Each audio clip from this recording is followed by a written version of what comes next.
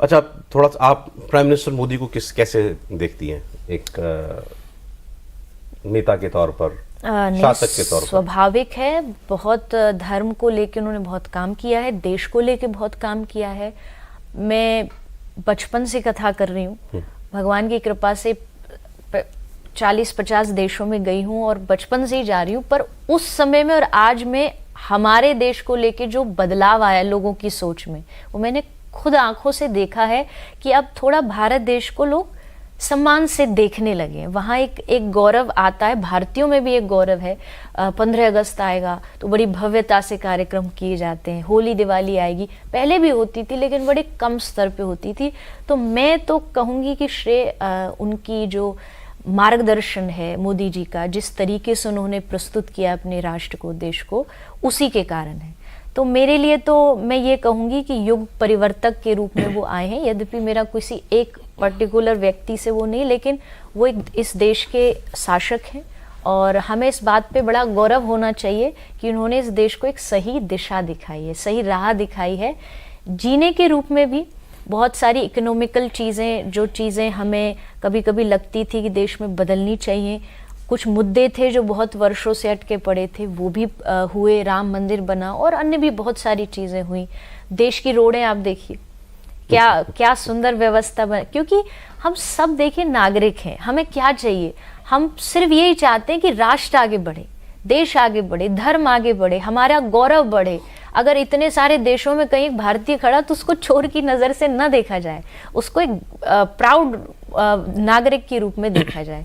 तो मुझे लगता है मोदी जी ने अपने राष्ट्र के लिए बहुत कार्य किया है और बहुत कार्य करना भी बाकी भी है, जो चल रहा है। और शायद आशा है, जैसे मुझे ऐसा लगता है, मैं एक गौ माता का अस्पताल चलाती हूँ, मेरी गाय में बहुत रुचि है, मुझे लगता है एक कार्य जो बहुत दिनों से अटका पड़ा और संतों की मांग भी है कि गोहत्या भी भारत देश से बंद होनी चाहिए। तो कानून सब जगह है, कुछ राज्यों को छोड़ के तो हर जगह ही राज, लेकिन और कड़ाई से आना चाहिए, और कड़ाई से, क्योंकि अंदर से तो सब चीज। बहुत सारे लोग लेकिन मोदी जी से, खास तौर पर जो सो कॉल्ड सेक्युलरवादी लोग हैं और बड़ा मुस्लिम तबका, उनसे बड़ा नाराज रहता है कि ये केवल हिंदुओं की बात करते हैं। आपको ऐसा लगता है? नहीं, जब राष्ट्र बढ़ेगा तो सब बढ़ेंगे ना, सिर्फ हिंदू थोड़ी बढ़ेगा। हाँ, वो हिंदू हैं, उनके जन्म से रग रग में वो चीज़ है, तो स्वाभाविक, जैसे आपने कहा मुझे कोई पूजा की बात करेगा कि आपको यहाँ पूजा करनी है, तो मैं स्वास्तिक ही बनाऊंगी, मैं ओम ही बनाऊंगी, क्योंकि मुझे वही सिखाया गया है। तो उस रूप में अगर कोई उनको आरोप लगाए तो वो गलत है, क्योंकि जब बात की जाती है राष्ट्र को आगे बढ़ाने की, तो मुझे लगता है सारी जातियाँ उसमें आ जाती हैं, सारे धर्म उसमें आ जाते हैं। तो कोई भी मुस्लिम धर्म वाले लोग भी वो ये इस बात को समझें कि काम हो रहा है देश के लिए, राष्ट्र के लिए, वो आगे बढ़ेगा तभी आप आगे बढ़ोगे, नहीं तो आप अकेले अपने बल पे आगे नहीं बढ़ सकते हो। कोई भी राष्ट्र तब बढ़ता है जब उसकी पूरी राजनीतिक व्यवस्था उभर के आती है, तब वो राष्ट्र आगे बढ़ता है। तो ये आक्षेप, आई थिंक आरोप तो लगाए जाएंगे ही, कुछ तो लोग कहेंगे, लोगों का काम है कहना। तो आप जब एक पक्ष के बारे में थोड़ा कार्य करते हैं तो विपक्ष तो होता ही होता है। और एक बात मैंने बहुत अच्छी पढ़ी थी कहीं, और वो रिसेंटली अभी देखने को भी मिली, जब सारा विपक्ष एक साथ आकर के खड़ा हो जाए तो समझ जाना राजनेता बहुत ईमानदार है, राजा बहुत ईमानदार है। क्यों? क्योंकि अब उसका एक्सप्लेनेशन तो क्या दूं, पर इतना समझ जाइए कि राजनेता की ईमानदारी इसी में है कि सारा विपक्ष लाइन लगा के एक साथ खड़ा हो गया कि किसी भी तरह इसको हराना है। तो मोदी जी के बारे में आपने इतना बोल दिया तो मेरा फर्ज है भाई दूसरा पक्ष भी पूछना ही पड़ेगा। इसलिए हमारे यहाँ दो ही फोटो लगी हैं, देखिए, राहुल जी की और मोदी जी की। राहुल गांधी जी को सुनती हैं आप, कभी सुना? हाँ, जब कहीं जो देखने को लीडर लगते हैं। बहुत अच्छे हैं, अपने तरीके हैं सबके करने के। थोड़ा किसी में बोलने का व्यक्तित्व अलग होता है। मुझे लगता है शायद मोदी जी के बोलने का व्यक्तित्व बहुत अच्छा है कंपेयर टू राहुल जी। उसके अलावा बस इतना ही है कि जितना हमने पूर्व काल में देखा, पहले देखा, उसमें थोड़ा सा हमको बस यही देखने को मिला कि धर्म पे काम थोड़ा कम हुआ था। उसकी वजह से थोड़ा सा संतों में, इस धार्मिक क्षेत्र वाले लोगों में थोड़ी सी एक कसक थी कि भाई धर्म को लेके क्यों नहीं हो रहा।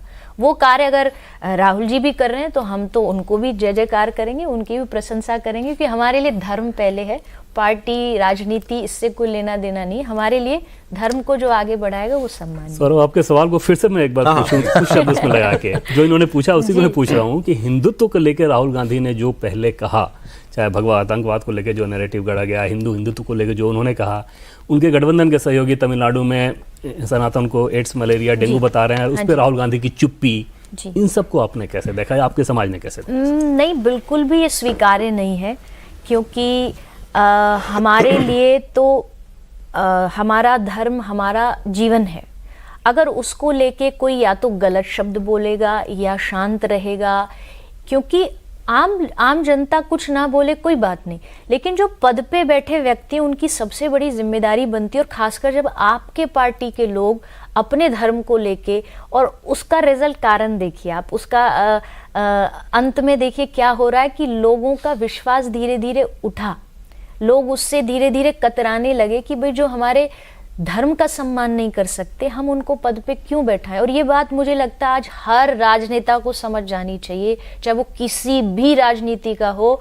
आज की जनता चाहती है कि हमारा राजनेता धार्मिक हो और अंदर से हो, मतलब केवल दिखावे के लिए नहीं हो कि भाई उसको देखा देखी मैं भी दिखा दूं कि हाँ मैं धार्मिक, वो सचमुच दिल से चाहे कि मुझे इस देश के धर्म, संस्कृति, धरोहर को बचा के रखना है। भारत देश महान है ऐसी थोड़ी कह दिया गया। हमसे ज्यादा पावर, इकोनॉमी देखो तो दूसरे देशों के पास शायद ज्यादा होगी, फिर भी हम गर्व से कहते हैं सारे जहां से अच्छा हिंदुस्तान हमारा। कारण दूसरे देशों के पास शस्त्र बहुत होंगे पर भारत के पास शास्त्र बहुत है। उन शास्त्रों को जो संभालेगा हम उसका सम्मान करेंगे।